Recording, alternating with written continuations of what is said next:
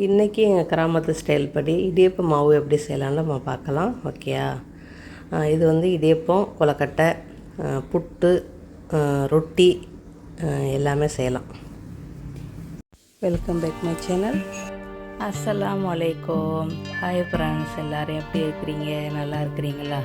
நான் இங்கே ரொம்ப நல்லா இருக்கிறேன். இப்போ நம்ம வாங்க வீடியோவில் போகலாமா? இடியப்ப மாவுக்கு தேவை வந்து பச்சரிசி வேணும். ரேஷன் கடை அரிசியாக இருந்தாலும் பரவாயில்ல. பச்சரிசி என்ன செய்யுங்க, 4 மணி நேரம் ஊற வச்சு தண்ணி வடிகிற மாதிரி உள்ள இதில் நல்லா வடிச்சிடணும். ஆலையை கொண்டு போகிறோம் மாவு அரைக்கிறதுக்கு. தண்ணி வந்து இருக்கவே கூடாது. அந்த அளவுக்கு நல்லாவே வடிச்சிடணும். வடித்த பிறகு தான் நம்ம வந்து ஆலைக்கு கொண்டுட்டு போகணும். ரேஷன் கடை அரிசியாக இருந்தாலும் சரி, கடையில் வாங்குறதுனாலும் சரி, முக்கியமாக பச்சரிசி வேணும். 4 மணி நேரம் ஊற வச்சுக்கிறேங்க. இப்போ நான் வந்து கிட்டத்தட்ட 10 கிலோ அரிசி ஊற வச்சுருக்கிறேன். அளவு ஒன்றும் பிரச்சனை இல்லை. இதுக்கு நீங்கள் எத்தனை கிலோ வேணாலும் ஊற வச்சுக்கிறலாம். இப்போ நாங்கள் வந்து எங்கள் வீட்டு பக்கத்தில் இருக்கிற அந்த மில்லுக்கு தான் வந்திருக்கிறோம். இது சின்ன மில்லு தான், ஆனால் இங்கேயும் எல்லா பொருளுமே ஆட்டக்கூடிய வசதிகள் இந்த மில்லுலேயும் இருக்குது. வீட்டு பக்கத்தில் தான் இருக்கும், எங்கள் வீட்டு பக்கத்தில். இப்போ நம்ம ஊர்லேயே ஆலைகள் இருக்குது, மாவு அரைக்கிறதுக்காண்டி வந்திருக்கிறோம். இப்போ இங்கேயே வந்து வறுக்கிறதுக்கும் வச்சுருக்குறாங்க. நீங்கள் வந்து மாவை அரைச்சிட்டு அந்த அந்த அந்த கடையிலேயே நீங்கள் வறுத்தும் எடுத்துகிட்டு வந்துடலாம். ஆனால் வந்து நாங்கள் வந்து மாவை மட்டும் அரைச்சிட்டு வீட்டுக்கு கொண்டு வந்து கிராமத்து முறை, நம்ம ஆரம்பத்தில் பழைய முறைப்படி வறுக்கிறாங்க. சரியா? அதுக்கு முதல்ல என்ன செய்வாங்க, அரிசியை வந்து முதல்ல வந்து இடிச்சிட்டு அதுக்கப்புறம் வறுப்பாங்க. இப்போ நம்மளுக்கு ஆலை இருக்கிறனால இப்போ வசதியாக இருக்குது. இப்போ இன்னும் வசதியாக இருக்குது. நம்மளுக்கு வந்து இடியப்ப மாவு இங்கேயே வறுத்துக்கரலாம். ஒரு மிஷின் வந்து மாவு அரைக்கிறதுக்கு வச்சுருப்பாங்க, இன்னொரு மிஷின் வந்து மாவு வறுக்கிறதுக்கும் வச்சுருக்குறாங்க. நல்லா செவந்து வரையில் நம்ம வந்து எடுக்க சொல்லிடணும் அந்த மாதிரி. இப்போ நல்லா மாவை வந்து நல்லா நைஸாக அரைக்கிறாங்க. இது வந்து கிட்டத்தட்ட 10 கிலோவுடைய அரிசி. சரியா? 10 கிலோ அரிசியை வந்து 4 மணி நேரம் ஊற வச்சு தண்ணியை வடிச்சிட்டு இப்போ நம்ம வந்து மில்லில் வந்து ஆட்டுறதுக்காண்டி வந்திருக்கிறோம். மாவு வந்து நல்லா நைஸாக, அவங்களுக்கு இடியப்ப மாவுன்னு சொன்னாலே அவங்களுக்கு தெரியும், நல்லா நைஸாக நம்மளுக்கு ஆட்டி கொடுத்துருவாங்க. இப்போ அரிசியை வந்து நல்லா நைஸ் மாவாக அரைச்சிட்டாங்கப்பா. இதுக்கப்புறம் இதை வந்து வறுக்கணும். நீங்கள் மிஷின்லேயே வறுக்கிற மிஷினுங்க இப்போ வந்து எல்லா மில்லையுமே இருக்குது. நீங்கள் அந்த மாதிரியே வறுத்துக்கிட்டீங்கன்னா வேலை முடிஞ்சு போச்சு. இப்போ நாங்கள் என்ன செய்கிறோம், நம்ம ஒரு ஸ்டைல் படி அடுப்பு கடாயை வச்சு, இரும்பு கடாயை வச்சு நம்ம வந்து வறுக்கிறோம். கொஞ்சமாக இருந்தால் நீங்கள் வந்து கேஸ் அடுப்புலேயே வறுக்கலாம். இது நிறையா நாளில் நாங்கள் வந்து விறகடுப்பில் வறுக்கிறோம். இயற்கை கிராமத்தில் வந்து விறகடுப்பில் தான் எல்லாருமே வறுப்பாங்க. இது வறுக்கிறது கூட இப்போ ஆளுகள் கிடைக்க மாட்டேங்குது. அதனால் இப்போ மில்லுலேயே கொடுத்து எல்லாருமே வறுத்துக்கிறாங்க. இப்போ வந்து நம்ம வந்து 10 கிலோ மாவுனால இப்போதைக்கு வந்து நம்ம வந்து ஒரு பகுதி 5 கிலோ மாவை போட்டு வறுக்கிறோம். வறுக்கிறது ரொம்ப கஷ்டம்தான். ஈரத்தன்மை இருக்குல்ல, அது வந்து கை பிடிச்சி கிண்டும் போது ரொம்ப கையெல்லாம் தான் வலிக்கத்தான் செய்யும். இந்த மாதிரி நம்ம வறுக்கணும்.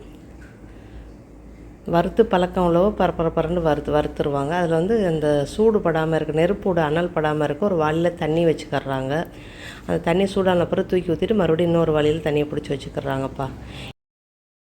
நெருப்பையும் கரெக்டாகவே நம்ம வச்சுக்கிட்டு முதல்ல ஈரமாக இருக்கும்ல மாவு, அப்போ வந்து உங்களுக்கு வறுக்கிறதுக்கு கொஞ்சம் கஷ்டமாக இருக்கும். அதை வறுக்க மாவு வந்து நல்லா கலகலன்னு விடுறாங்க.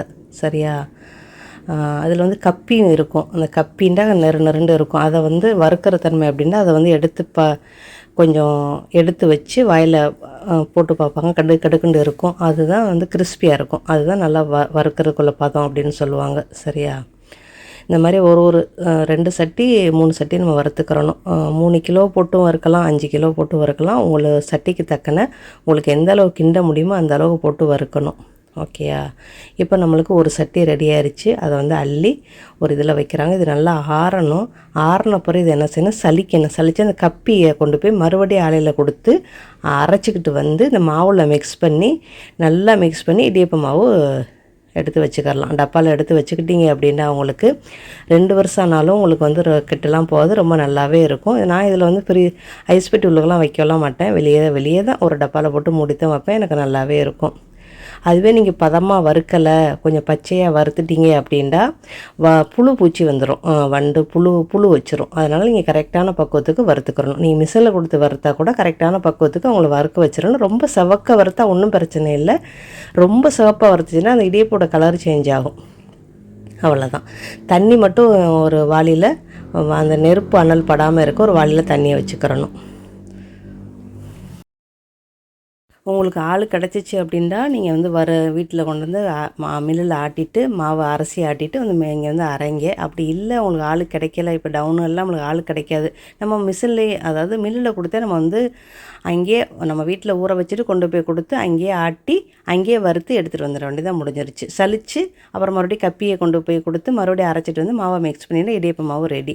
இது இடியப்பம் மட்டும் இல்லை, ரொட்டி செய்யலாம், அப்புறம் புட்டு, அதுக்கப்புறம் முறுக்கு செய்யலாம், புட்டு செய்யலாம், கொழக்கட்டை செய்யலாம். எல்லாமே இடியப்பம் அரிசி மாவில் என்னென்ன செய்கிறோமோ எல்லாமே செய்யலாம். ஏன்னா இது வந்து வறுத்த மாவு, இடியப்ப மாவு. இடியப்ப மாவில் என்னென்னா எல்லாமே நாங்கள் இதிலேயே செஞ்சுக்கிடுவோம். அதுக்கு தனித்தனி மாவுலாம் கிடையாது. அரிசி மாவாக இருந்தால் இதுதான் இடியப்ப மாவு தான். ஒரு சிலருக்கு மில்லு இருக்காது சில நாட்டுகளில். அப்படி இருக்கிறவங்க கொஞ்சமாக 1/2 கிலோ அரிசியை ஊற வச்சு அதை தண்ணியை வடிச்சிட்டு அதுக்கப்புறம் மிக்சியில் மாவை அரைச்சி வறுத்து அப்புறம் கொஞ்சம் ஆறின பிறகு சலித்து அந்த கப்பியவும் மறுபடியும் மிக்சியில் போட்டு அரைச்சி மறுபடி மிக்ஸ் பண்ணி இடியப்பம் செஞ்சு பாருங்கள், சூப்பராக இருக்கும். இடியப்பம், கொழக்கட்டை, புட்டு எல்லாமே செய்யலாம். ஒரு வாரத்தில் 2 வாரத்தில் இந்த இடியப்ப மாவை முடிக்கிறீங்க அப்படின்னா நீங்கள் ரொம்ப வறுக்க வேண்டியதில்லை, ஒரு 3/4 வேக்காடு வறுத்தாலே போதும். ஓகேயா? அடுத்த பதிவில் சந்திக்கலாமா? வளமுடன். அஸ்ஸலாமு அலைக்கும்.